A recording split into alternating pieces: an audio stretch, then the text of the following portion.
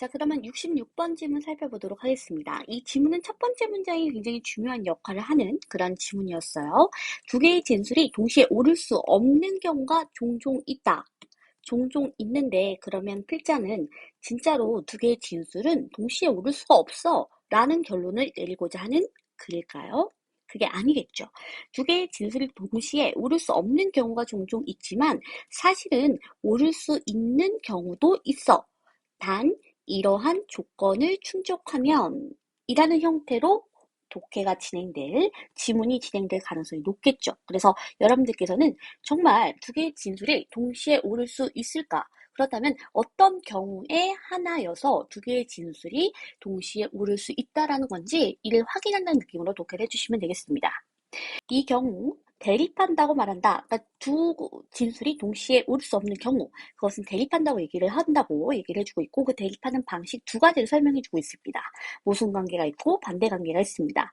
그래서 여러분들이 항상 긴장하는 게 모순이라든지 반대와 같이 논리적인 개념을 설명하는 표현들이 있으면 괜히 부담스럽고 여기 부분에 힘줘서 읽어야 될 것 같고 이 개념이 굉장히 중요할 것 같다라고 착각을 하게 되는데 사실은 이 지문에서 모순과 반대 관계 굉장히 중요한가요? 그렇지 않습니다. 그렇죠? 오히려 더 중요한 건 여기 있는 첫 번째 문장이 더 이 글 전체를 장악하고 이 글을 통해서 결론을 도출하는 게 훨씬 더 중요한 정보이죠. 그것을 얘기하고자 하는 데 있어서 쓰여져 있는 재료일 뿐인 거예요. 그래서 특히 첫 번째 단락에서 이러한 개념들이 등장한다고 해서 긴장을 하거나 이 개념들을 너무 이해하려는데 시간을 너무 많이 쓰시면 안 되겠습니다. 둘 중에 하나 뭐가 더 중요할까 정도는 생각하시는 건 우리 필수에 맞는 수업 독해에 맞는 방식인데 이 두 가지를 이해하려고 들었다라고 한다면 뭔가 잘못된 접근일 수밖에 없다라고 강조드리고 싶습니다. 그래서 다음 문장에서 모순 관계는 이런 거고 반대 관계는 이런 거다라고 설명할 때 그러면 둘 중에 어떤 거라는 거야? 혹은 둘 중에 뭐가 더 중요하다라는 거지? 라는 것을 질문하면서 읽어주시면 되겠습니다. 자, 이 모순 관계와 반대 관계를 이해하지 못하여 혼란에 빠지는 경우가 있다. 이 두 개 구별 잘 못한다는 거죠. 그럼 둘 중에 하나라는 건데 모순이라는 겁니까? 아니면 반대라는 겁니까? 그것을 확인한다는 느낌으로 독해를 해주셔야 되겠습니다. 자, 여기에 대해서 답을 하신 친구가 있다라고 한다면 제대로 독해를 하였다라고 말씀을 드릴 수가 있을 것 같아요. 자, 이제 드디어 이 두 개의 진술이 나오게 됩니다. 두 개의 진술이 바로 자유의지와 결정론인데요. 이 두 가지가 결과적으로는 양립 가능하다는 것을 필자는 아마 이야기하고자 할 겁니다. 그걸 확인한다는 느낌으로 계속해서 우리는 독해를 해보도록 하겠습니다. 자, 그래서 자유의지에 대해서 얘기를 해주고 있는데 항상 단락의 앞과 뒤를 힘주어서 읽어주시면 선지화될 만한 장치들이 굉장히 잘 보일 겁니다. 이중부정이 나오는데 자유의지가 없다라고 한다면 책임을 물을 수 없다라는 것으로 끝나요. 그럼 이거에 대한 대우 명제를 취하면 어떻게 되죠? 책임을 물을 수 있으면 자유의지가 있다라는 형태로 우리는 의미를 도출할 수 있을 것 같습니다. 이 문장 같은 경우에는 선지화되기에 굉장히 좋은 포인트라고 할 수가 있겠네요. 자, 그것보다 더 중요한 건 우리는 자유의지와 결정론 간의 관계입니다. 결정론에 대해서 설명하고 있고 비결정론에 대해서 설명하고 있지만 우리는 어디까지나 이들과 자유의지 간의 관계가 훨씬 더 상위 정보 라고 할 수가 있기 때문에 이 결정론 그 자체가 무엇인지 비결정론이 무엇을 의미하는 건지 그 자체를 이해하기보다 자유의지와의 양립 가능성 동시에 참을 수 있는지에 대한 여부를 확인한다는 느낌으로 독해를 해주시면 되겠습니다. 자, 지금 결정론에서에 대한 이야기를 보니까 일단 선행 원인에 의해서 결정되는 것이 결정론이다. 근데 결정론이 옳으면 자유의지가 없다고 생각할 수밖에 없다. 라고 얘기를 해주고 있습니다. 자, 그 다음에 비결정론 역시 여전히 자유의지는 불가능하다라는 비판이 제기된다. 라고 얘기를 해주고 있어요.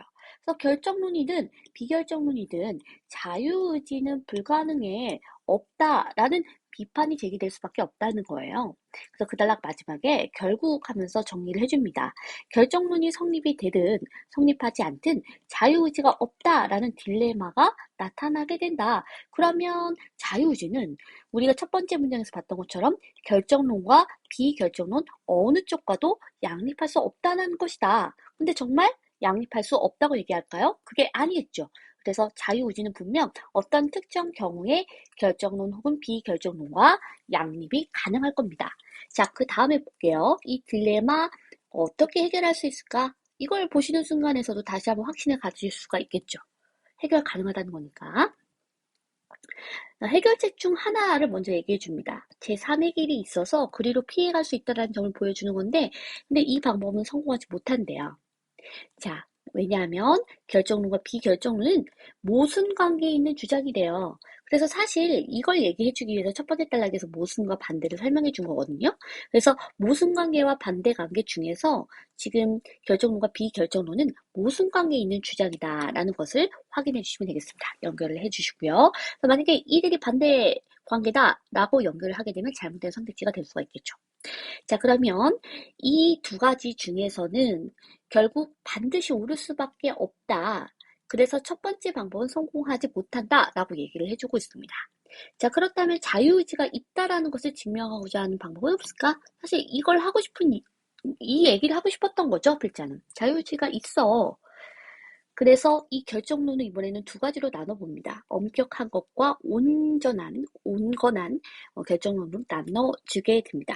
엄격한 결정론이 자유의지와 양립 불가능하다고 얘기를 해줘요. 그쵸? 그렇다면 온건한 건 어떨까요? 당연히 양립 가능하다고 보겠죠. 그쵸? 그렇다면 무엇이 가장 중요한 정보입니까? 바로 온건한 결정론이 가장 중요한 정보가 되는 겁니다. 온건한 결정론과 자유의지가 양립될 수 있다는 거, 이것을 보여주고자 하는 게 필자가 최종적으로 보여주고자 하는 핵심이라고 할 수가 있겠습니다. 일반적으로 결정론과 자유의지가 그럼 왜 양립 불가능하다고 판단을 했느냐, 그 이유에 대해서 얘기를 해주고 있는데, 결과적으로 원인이 있다고 해서 꼭 자유의지가 없다고 할 수는 없다는 거예요. 강제 때문이라면 자유의지가 없는 것은 당연하다라고 얘기를 해주고 있습니다. 따라서 온건한 결정론자들은 자유의지 주장과 모순 관계인 건, 즉 모순 관계라는 것은 동시에 참을 수 없다라는 것이잖아요. 자, 그렇다면 자유의지 주장과 모순 관계인 건 결정론이 아니라 사실은 강제이다. 강제와 자유의지는 동시에 참을 수가 없고 양립할 수 없다. 라고 얘기를 해주고 있는 거예요. 그래서 이러한 견해를 받아들인다면 자유의지와 결정론은 얼마든지 양립할 수 있다라는 결론을 내려주고 있네요. 그래서 사실 필셋이라면 이 마지막 문장은 제시를 해주지 않고 여러분들이 이 문장을 도출하는 형태로 지문을 구성할 가능성이 훨씬 더 크겠죠. 자, 그 다음에 이미 이 지문을 딱 읽고 났을 때 여러분들은 결과적으로 온건한 결정론이 자유의지랑 양립 가능하다라는 것이고, 이 표현 자체를 필셋이 다른 것으로 썼을 가능성, 온건한 결정론을 다른 것으로 번역하게, 자유의지를 다른 것으로 번역할 수 있는 그런 표현들로 선택지를 구성할 거라는 것을 예측할 수 있었으면 좋겠습니다. 자, 그래서 여러분들께서 선택지를 추리셨을 때 4, 5번을 추리셨어야 되는 것이고요. 자, 답이 되는 선택지는 5번이었습니다. 온건한 결정론자는 결과적으로 결정론이 자유의지와 양립 가능하다라는 것이고 자유의지가 있다라고 얘기를 해주고 있잖아요. 근데 여기에서 갑자기 책임이 나오니까 여러분들이 당황하시는 친구들이 있을 것 같아요. 자, 온건한 결정론자는 어떤 행동에 대해서는 도덕적 책임을 물을 수 있다고 주장한다. 책임이 있다. 따라서 자유의지가 있다. 이렇게 연결을 해주시면 되는데 이거에 대한 근거는 두 번째 단락 마지막에 있었습니다. 자유의지가 없다면 책임을 물을 수가 없다. 그럼 책임을 물을 수가 있다면 자유의지가 있는 것이죠. 그렇죠? 자, 그래서 책임을 물을 수 있다고 주장을 하니까 그러면 자유의지가 있다라는 거잖아요. 그래서 답이 되는 선택지는 5번이 되겠습니다. 자, 그 다음에 4번 선택지 한번 보도록 하겠습니다. 온건한 결정론자의 경우에 무엇과 무엇이 양립 불가능하다고 했죠? 강제와 원인이 있다는 것이 아니라 자유의지, 강제가 양립 불가능하다고 생각한다라고 제시를 해줬기 때문에 4번 선택지는 틀린 선택지라고 할 수가 있겠습니다. 68번 지문 한번 살펴보도록 하겠습니다. 이 지문도 사실은 주장형 지문이죠. 사람들이 등장을 하고 이들 간의 어떤 입장들을 비교하는 그런 지문이라서 주장형 플러스 비교형에 해당되는 지문이라고 할 수가 있겠습니다. 자, 일단 첫 번째 단락에서는 인간의 노동력이 상품화됐다라는 내용으로 시작을 해주고 있어요. 그래서 인간의 노동력이 상품화되어서 임금이라는 화폐적 관계에 의존하게 되었다라는 이야기. 자, 그래서 계속해서 반복해서 얘기를 해주는 것이 자신의 노동력을 시장에다가 파는 것이라는 거. 그래서 만약에 노동력을 팔지 못하게 되면 이제 더 이상 생존이 불가능하다는 얘기를 해주고 있습니다. 노동력이 상품으로서의 가치를 상실할 때 모두 다 심각한 위협에 직면하게 된다라는 내용으로 마무리를 해주고 있죠. 자, 이렇게 해서 첫 단락에서는 인간의 노동력이 상품화되었다라는 거, 요게 계속 반복적으로 제시를 해주고 있습니다. 그쵸? 계속 이만큼 반복이 됐으면 이거는 강조가 됐다라는 것이고, 여러분들 머릿속에도 이 강조가 된 내용들을 중심으로 첫 단락의 핵심 키워드 및 의미를 정리를 해주셔야 되겠죠. 그래서 인간의 노동력이 상품화되었다라는 점, 거기에 대해서 필자는 좀 긍정적으로 서술하고 있을까요? 좀 부정적으로 서술하고 있을까요? 위협에 직면하게 된다라는 단어를 통해서 조금은 부정적으로 서술하고 있음을 확인할 수가 있겠습니다. 자, 두 번째 단락에서 보시면 인간 노동력의 상품화라는 단어를 다시 한번 받아서 제시를 해주고 있고요. 거기에서 기인한 문제에 대응하기 위해서 복지국가는 인간의 노동력을 탈상품화시키는 정책을 제도화했다. 자, 이 문장에 대한 소화도가 제대로 되어야지만 뒤에 부분도 쫓아옵니다. 따라와요, 내용이. 그래서 인간의 노동력을 상품화했으니까 이제는 상품화하는 것이 아니라 탈상품화하게 되면 여기에서 왔던 문제들, 즉 인간 노동력의 상품화에서 왔었던 문제점들을 해결할 수 있을 것이다 라는 게 이제 복지국가의 어떤 해결 방안이었던 것이죠.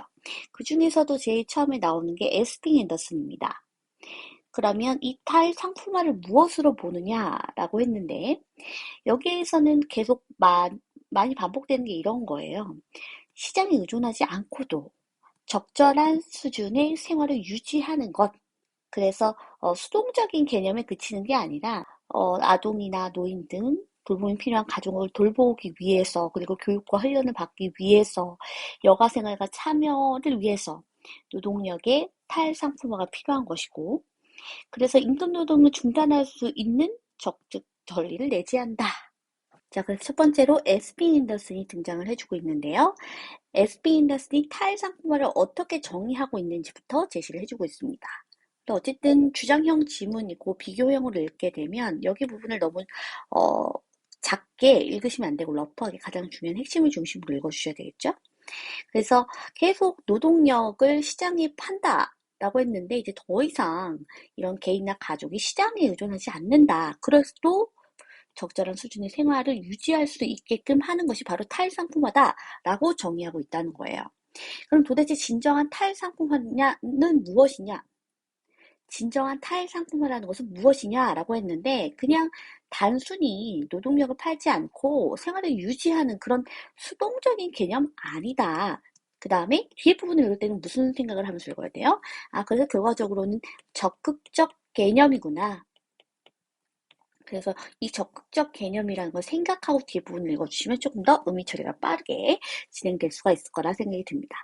자, 그래서 단순히 그냥 노동력을 팔지 않고 노동력을 시장에 의존하지 않는데도 불구하고 적절히 생활을 유지하는 것에 그치는 것이 아니라 다양한 뭔가 교육과 훈련도 받고 사회 참여도 하고 다양한 목적을 이루기 위해서 임금 노동을 중단할 수 있는 그런 적극적인 권리를 내재한다라고 제시를 해주고 있습니다.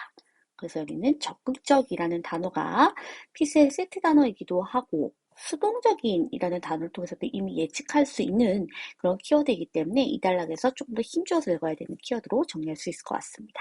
이번에는 탈가족화 개념입니다. 앞에서는 탈상품화였죠. 이번에는 탈가족화예요. 그래서 가족으로부터 벗어나는 거죠. 아까는 상품으로부터 벗어나는 거였다면 이번에는 가족으로부터 벗어나는 건데 탈상품화 개념 자체가 무급노동, 돌봄노동을 포괄하지 못했다라는 비판을 받았대요. 그래서 그거에 대한 대안으로서 출발을 했다는 거니까 탈가족화 개념은 무급노동, 돌봄노동을 포괄하는 그러한 개념이었겠죠. 자, 그래서 그것을 이야기하는, 주장하는 리스터가 등장을 하게 됩니다. 자, 그래서 탈가족화를 유급노동 혹은 사회보장 제도를 통해서 사회적으로 적절한 생활 수준을 보장하는 그것을 바로 탈가족화다라고 얘기를 해주고 있습니다. 여기에서 제일 포인트를 잡을 만한 것은 우리 피셋이 굉장히 선호하는 성별과 관련된 단어들이죠. 그래서 탈가족화 개념은 여성을 좀 포인트로 주고 있어요. 여성이 무급 돌봄 노동을 전담함으로써 발생하는 그러한 경제적인 의존성, 그런 것 때문에 여성이 독립적인 시민이 되지 못하는 것이다 라고 이야기를 해주고 있습니다. 그래서 여성의 시민권을 포괄하는 어떤 기준과 증거가 되는 그러한 탈가족화임을 제시하면서 마무리를 해주고 있죠. 그래서 사실 여기 앞에도 리스터의 핵심 내용이 있고 이 뒤에도 리스터의 핵심적인 내용이 있는데 뒤에 있는 부분이 훨씬 더 피셋이 선호하는 정보이죠.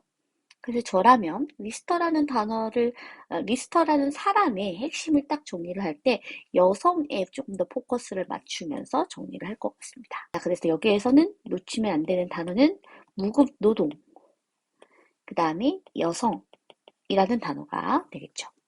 자, 그 다음 단락 한번 보겠습니다.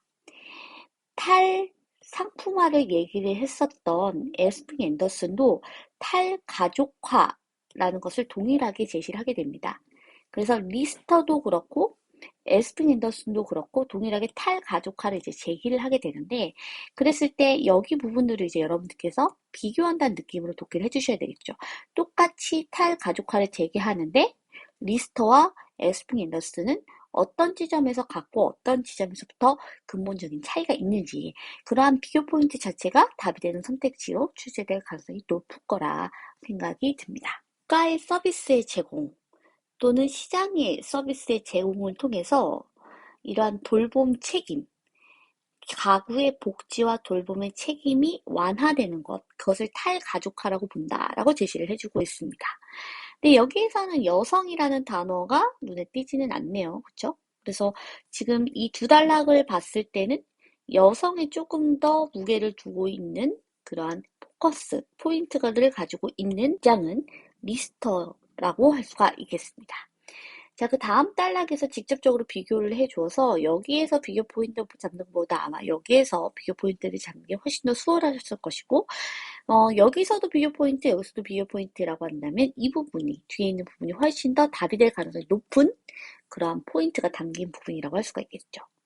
자, 그래서 일단 이 두 가지의 탈가족화라는 것은 어쨌든 탈상품화라는 것이 무급노동을 포괄하지 못한다라는 비판에 대한 대안으로서 제시됐다라는 점은 공통점이라고 할 수가 있겠습니다. 그래서 일단 공통점 자체도 사실은 피셋이 굉장히 선호하는 정보이기 때문에 여기 부분을 힘주어서 읽어주셔야 되겠고요. 자, 그 다음에 매우 중요한 차이가 있다고 하니까 의도적으로 엄청 강조를 해주고 있죠. 그래서 이걸 중심으로 해서 비교 포인트를 잡아주셔야 되겠습니다. 자, 리스터의 경우에는 개인에 대한 적절한 생활 보장이래요. 개인, 집단처럼 피셋 세트 단어니까 포인트는 여기에 두셔야 되겠죠. 자, 그래서 임금 노동을 수행하지 않아도 적절한 생활을 보장받는 수준이라고 정의한 탈상품화 개념과 유사하다. 이는 리스터의 문제의식이 탈상품화가 여성을 분석 대상에 포괄하지 않았다라는 것에서부터 출발하기 때문이다.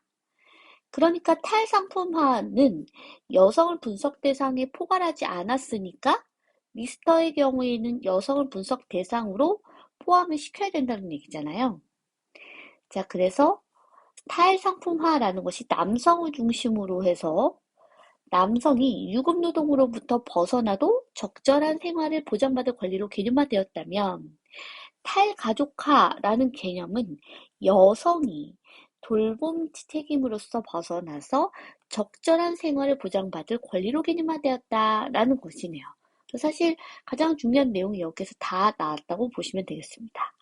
앞에서도 이미 여기 있는 여성이라는 게 좀 중요한 포인트라는 걸 알았다고 한다면 다시 한번 탈가족화와 탈상품화를 비교하고 있는 이 마지막 부분에서 리스터가 얘기하고자 하는 핵심적인 키워드 그리고 취재자가 좋아할 법한 키워드들을 어렵지 않게 포인트 잡으실 수 있었을 거라 생각이 듭니다.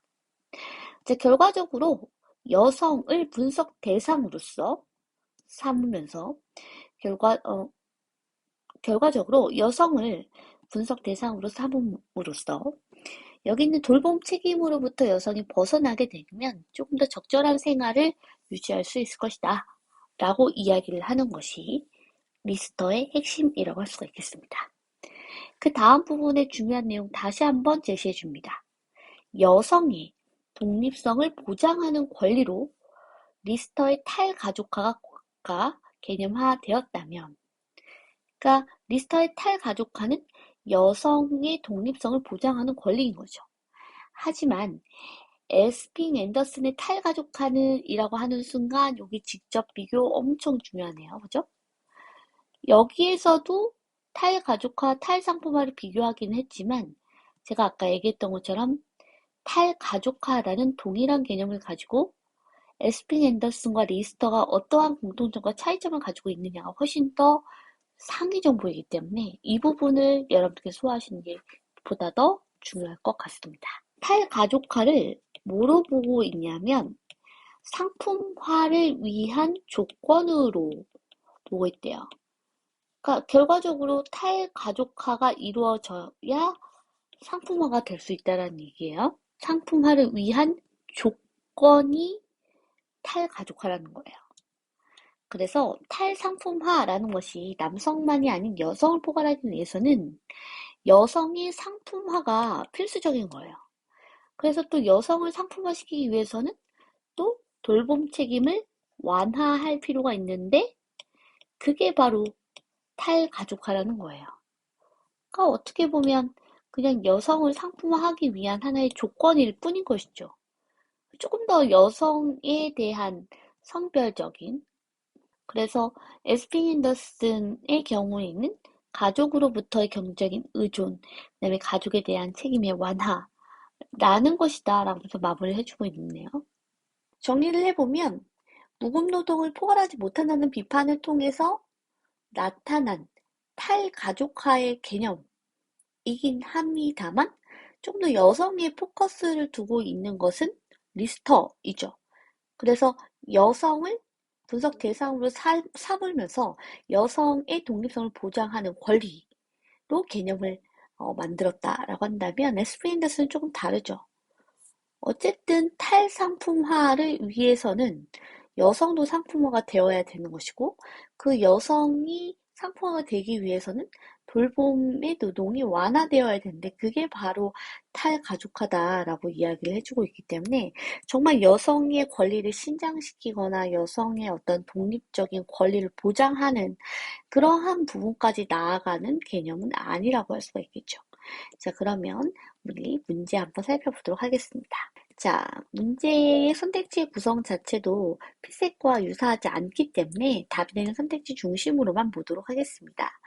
적절하지 않은 것을 골라라 라고 되어 있는데 탈가족화를 돌봄 책임의 사회화로 정의하는 관점은 그래서 사실 돌봄 책임의 사회화 국가가 이런 것들을 해야 돼 라고 하는 그 관점 그게 에스핑 앤더슨의 탈가족화 개념과 조금 연결을 지을 수 있는 내용이었죠. 이러한 관점은 에스핑 앤더슨의 견해에서 볼 때 가정 내 여성의 독자적인 지위와 역할을 약화시킬 우려가 있다라고 되어 있는데요. 여기에서 에스핑 앤더슨의 경우에는 제가 아까도 말씀을 드렸던 것처럼 탈가족화는 여성을 상품화시키기 위한 조건에 불과한 것이기 때문에 여성의 독자적인 어떤 권리와 지위와 그 다음에 역할에 대한 상승 약화와는 무관하다라고 볼 수가 있을 것 같아요. 그래서 오히려 이런 여성의 독자적인 지위와 역할을 강화시키거나 약화시킬 수 있는 이 키워드와 훨씬 더 어울릴 수 있는 대상은 앤더슨이 아니라 리스터다라고 정리할 수 있을 것 같습니다. 자, 이렇게 해서 선택지까지 한번 살펴보았습니다. 질문 살펴보도록 하겠습니다. 자, 그래서 두 주장 모두 어찌 됐든 간에 여성들이 무급으로 육아와 돌봄을 제공함으로써 남성들에 비해서 좀 차별받았음을 극복하고 경제적인 의존성에서 벗어나서 독립된 하나의 주체로 보기 위해 복지와 돌봄 서비스를 제공했다라는 점에서 두 입장이 지문 속에서 사용한 워딩의 차이점 말고는 큰 차이가 없는 것처럼 느껴졌습니다. 라고 제시를 해주고 있습니다. 근데 저는 오히려 이 친구가 쓴 이 포인트가 리스터에 가깝다라고 봐요. 에스핀 앤더슨은 사실 여성들을 위한 그런 탈가족화가 아니거든요. 지문에서도 보면 결국 페미니스트들이 왜 무급노동, 돌봄노동 포괄하지 않았어? 라고 지적하니까 그걸 이제 받아들이면서 탈가족화를 제기를 했긴 했지만 그렇다고 하더라도 누구를 위한 이러한 개념이냐라고 했을 때 리스터는 좀 더 여성의 초점에 가 있고요.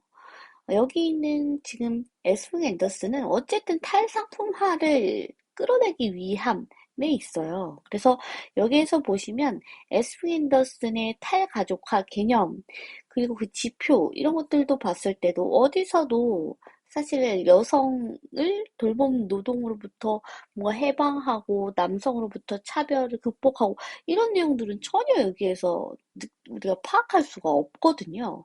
그래서 제가 생각할 땐 이 친구가 이 돌봄 노동, 무급 노동이라는 단어를 너무 여성에 한정해서 생각하지 않았나라는 생각이 듭니다. 돌봄 노동이라는 것, 그리고 또 무급 노동.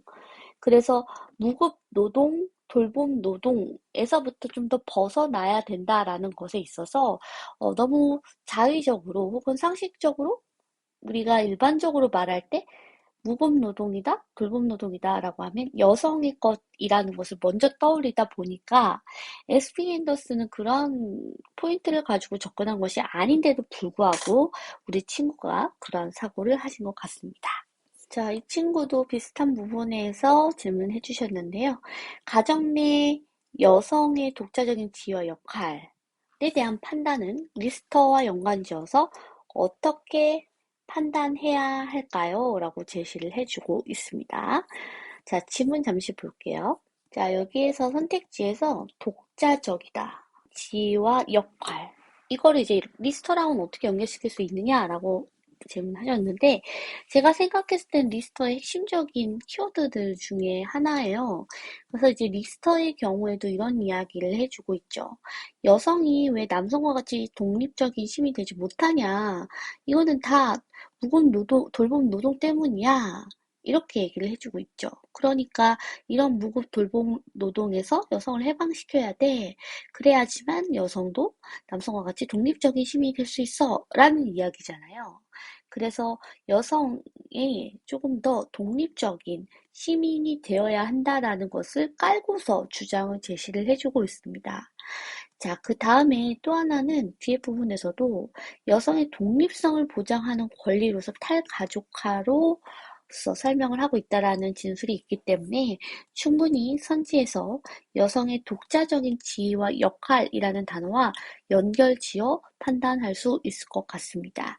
지위라는 단어, 역할이라는 단어 자체가 지문에서 명시하고 있지는 않지만 우리가 지문에서 봤었던 그러한 내용들, 독립적인 시민으로서 인정받아야 된다라든지 아니면 여기 맨 마지막에서 제시되어 있었던 것처럼 독립성을 보장해야 된다라든지 그러한 어떤 키워드들로서 충분히 연결 가능한 내용이기 때문에 리스터와 연결하여 판단할 수 있을 것 같습니다. 자, 이렇게 해서 해당되는 질문에 대한 설명 마치도록 하겠습니다. 감사합니다.